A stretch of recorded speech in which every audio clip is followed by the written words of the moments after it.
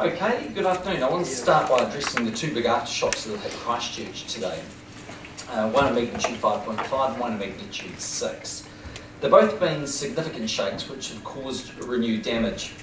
To give you some idea of the scale of today's aftershocks, the magnitude 6 quake I'm advised was an 8 on the Mercalli scale, which measures the intensity of earthquakes. By comparison, the February 22nd earthquake was a 9 on the Mercalli scale. These latest aftershocks have caused a renewed level of concern and upset for Christchurch residents who have found them frightening and unsettling. The government at this point is still collating information about the earthquakes. In the last hour though, I've spoken to Mayor Bob Parker. They are considering whether to declare a local emergency to allow them to better respond to the situation.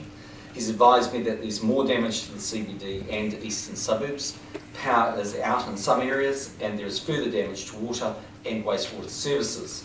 There's also new liquefaction. It's another blow to the Christchurch residents who have already endured so much. However, today's events in no way weaken the government's long-term commitment to rebuild Christchurch and surrounding areas. In terms of the government's immediate response beyond emergency services, Jerry Brownlee is flying down to Christchurch as soon as possible, and the National Christchurch Management Centre has been staffed to monitor the situation.